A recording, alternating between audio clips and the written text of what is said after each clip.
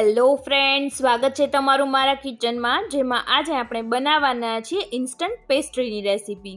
જી હા ફ્રેન્ડ્સ, ઘણી વખત તમને કેક જમવાનું કે પેસ્ટ્રી જમવાનું મન થાય અને આપણી પાસે તેની પૂરતી સામગ્રી ન હોય કે ટાઈમ ન હોય તો તમે આ રેસીપીથી ફટાફટ પેસ્ટ્રી બનાવી શકો છો. અથવા તો તમે બાળકોને લંચ બોક્સમાં આપી શકો છો કે નાસ્તામાં પણ ફટાફટ બનાવીને આપી શકો છો. કે કોઈ વખત અચાનક જ કોઈ ગેસ્ટ આવી ગયા હોય તો ફટાફટ આ રીતે તમે પેસ્ટ્રી બનાવીને આપી શકો છો. તો બહુ જ ઇઝી મેથડથી આ પેસ્ટ્રી બની જાય છે અને સાથે જ એટલી ટેસ્ટી બને છે. તો જો તમને મારી આજની આ રેસીપી ગમે તો લાઇક, શેર અને સબસ્ક્રાઈબ કરવાનું નહીં ભૂલતા.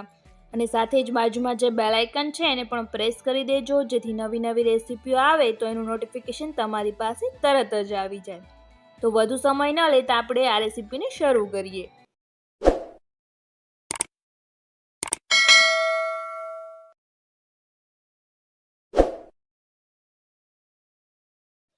તો પેસ્ટ્રી બનાવવા માટે અહીંયા આપણે સૌથી પહેલાં બ્રેડની જરૂર પડશે. બ્રેડ તમે તમારી અનુકૂળતા પ્રમાણે કોઈ પણ લઈ શકો છો, વ્હાઇટ બ્રેડ કે બ્રાઉન બ્રેડ, કોઈ પણ તમને જે અનુકૂળ હોય એ બ્રેડ લઈ લેવાની. તો અહીંયા આપણે સૌથી પહેલાં એની જે ફરતી કિનારી છે બ્રાઉન, એને કટ કરી લેવાની છે. તો એને કાતરની મદદથી આપણે કટ કરી લેશું. તમે છરીની મદદથી પણ કરી શકો છો, પરંતુ કાતરથી એ વધારે સારી રીતે નીકળી જશે. તો આ રીતે આપણે ચારે બાજુ એની જે બ્રાઉન કિનારી છે એને કાઢી નાખવાની છે. ખાસ ધ્યાનમાં રાખજો કે એ બ્રાઉન કિનારી હોય એ સહેજ પણ રહે નહીં, એ રીતે કાઢી નાખવાની છે. કારણ કે એ થોડી હાર્ડ હોય છે, તો પેસ્ટ્રીમાં જમવામાં આવશે તો એ બહુ જ હાર્ડ લાગશે અને ટેસ્ટ એનો સારો નહીં આવે. તો આ રીતે ચારે બાજુએથી આપણે જે એની બ્રાઉન કિનારી છે એને કાઢી નાખી છે. અને હવે આપણે બાકીની જે સ્લાઇસ છે એ બધાની કિનારીને આ રીતે કાઢી નાખીશું.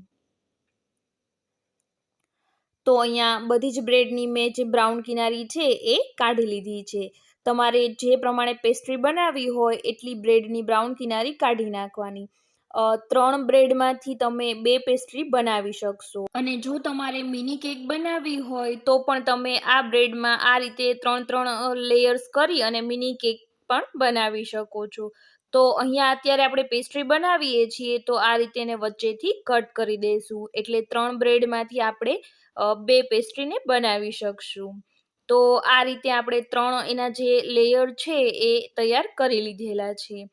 અને હવે આપણે પેસ્ટ્રી બનાવવાનું શરૂ કરીશું. તો એના માટે સૌથી પહેલાં મેં અહીંયા 3 ચમચી જેટલી દળેલી ખાંડ લીધેલી છે. તમારી પાસે દળેલી ન હોય તો તમે આખી ખાંડ પણ લઈ શકો છો.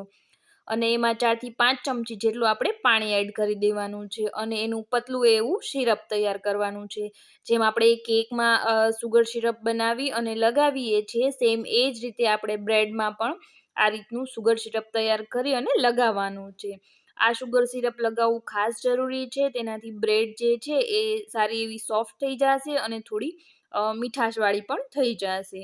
ત્યારબાદ પેસ્ટ્રી બનાવવામાં બીજી સામગ્રી વ્હિપિંગ ક્રીમની જરૂર પડશે. તો અહીંયા મેં આ રીતનું વ્હિપિંગ ક્રીમ બનાવી અને એક કોન તૈયાર કરી લીધેલો છે. બજારમાં તમે કેકની શોપમાં જાઓ તો તમને રેડીમેડ આ રીતનો વ્હિપિંગ ક્રીમનો કોન પણ મળી જશે, અથવા તો મેં આગળ પણ ઘણી બધી કેકની રેસીપીઓ આપેલી છે, એમાં વ્હિપિંગ ક્રીમની રેસીપી બતાવેલી છે, તો તમે એ પણ જોઈ શકો છો. તો આ રીતે જે કોન છે એ બજારમાં પણ રેડીમેડ એવી કોથળીઓ આવે છે બહુ જ સસ્તી પ્રાઇસમાં, તો એ લઈ લેવાની, અથવા તો એ ન હોય તો કોથળીમાં પણ ભરી અને તમે બનાવી શકો છો. તો અહીંયા આપણે કોન પણ તૈયાર કરી લીધેલો છે. તો હવે આપણે જે બ્રેડની સ્લાઇસ કરેલી છે એના પર આપણે સુગર સિરપ લગાવી દઈશું. જે સ્લાઇસ કરેલી છે એ બ્રેડમાં ફરતી બાજુએ સુગર સિરપ સારી રીતે લગાવી દેવાનું છે. અને ત્યારબાદ આપણે તેમાં જે વ્હિપિંગ કોન બનાવી અને તૈયાર રાખેલો છે એમાં વ્હિપિંગ ક્રીમ આ રીતે લગાવી દેવાનું છે. તો કોનથી મદદથી ઇઝીલી તમે આ રીતે વ્હિપિંગ ક્રીમને લગાવી શકશો. અને જો તમે ડાયરેક્ટ જ વ્હિપિંગ ક્રીમને કોઈ કોન કે કોથળીમાં ભર્યા વગર લગાવશો તો એનું જે લેયર છે એ ઇક્વલી નહીં બને. મીન્સ કે અમુક જગ્યાએ એ જાજુ પથરાશે અને અમુક જગ્યાએ થોડું પથરાશે. તો લુકવાઇઝ એ ઇક્વલી નહીં લાગે. માટે બેટર છે કે તમે કોઈ પણ કોનમાં અથવા તો કોથળીમાં વ્હિપિંગ ક્રીમને ભરી અને આ રીતે લગાવો, જેથી એ ચારેય બાજુએ એ બ્રેડની સ્લાઇસ જેવું જ વ્હિપિંગ ક્રીમનું પણ લેયર બને.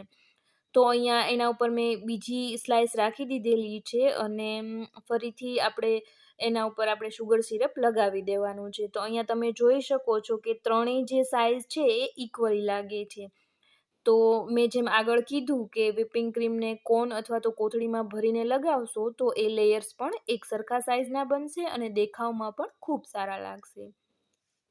તો અહીંયા બીજા પડ પર પણ આપણે શુગર સિરપને લગાવી દીધેલું છે અને હવે ફરીથી આપણે એ પ્રોસેસને રિપીટ કરવાની છે. મીન્સ કે આપણે વ્હિપિંગ ક્રીમને તેના ઉપર લગાવી દઈશું.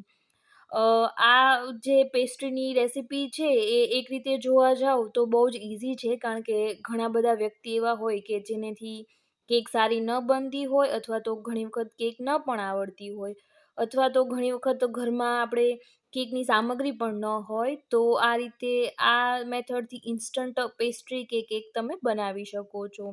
તો તમારો ટાઈમ પણ બચી જાય છે. ઘણી વખત જે કેક ખરાબ બનતી હોય એ પણ નથી બનતી અને બહુ જ ઝટપટ ઇઝીલી બનાવી શકાય છે ઓછા ખર્ચમાં. તો અહીંયા આપણા જે 3 પડ છે એ ઓલમોસ્ટ રેડી થઈ ગયા છે. તો હવે ફરીથી આપણે ઉપરના પરમાં પણ શુગર સિરપને લગાવી દેવાનું છે અને એની ચારેય બાજુએ આપણે ફરતી બાજુએ હવે વ્હિપિંગ ક્રીમને લગાવી દઈશું. અને વળી આ પેસ્ટ્રીની એક સારી બાબત એ છે કે તમે એક દિવસ એને ફ્રીઝમાં રાખી અને બીજા દિવસે જમશો તો એ વધારે ટેસ્ટી લાગશે, કારણ કે એને તાજી જ બનાવીને જમીએ તો થોડો માઇનોર બ્રેડનો ટેસ્ટ આવે છે, પરંતુ એક દિવસ એને ફ્રીઝમાં રાખી અને બીજા દિવસે જમશો તો એ જરા પણ ખ્યાલ નહીં આવે કે આ બ્રેડમાંથી તમે પેસ્ટ્રી બનાવી છે. તો અહીંયા કોનની મદદથી આપણે ચારે બાજુએ વ્હિપિંગ ક્રીમને સારી રીતે લગાવી દેવાનું છે અને એક છરીની મદદથી તમારે તેને ફરતીએ ઇક્વલી કરી લેવાનું છે.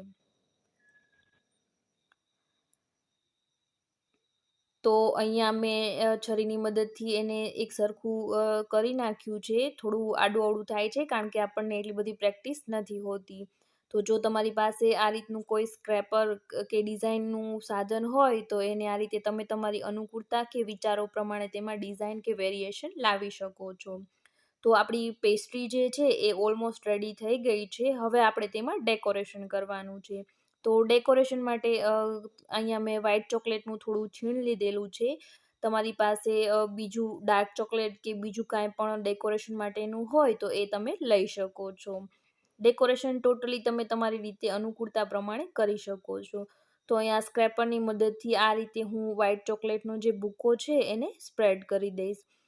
તમને જો અનુકૂળ હોય તો હાથેથી પણ તમે લગાવી શકો છો અથવા તો કોઈ કાગળનું આપણે નોર્મલી વિઝિટિંગ કાર્ડ હોય નકામું એનાથી પણ તમે આ રીતે લગાવી શકો છો.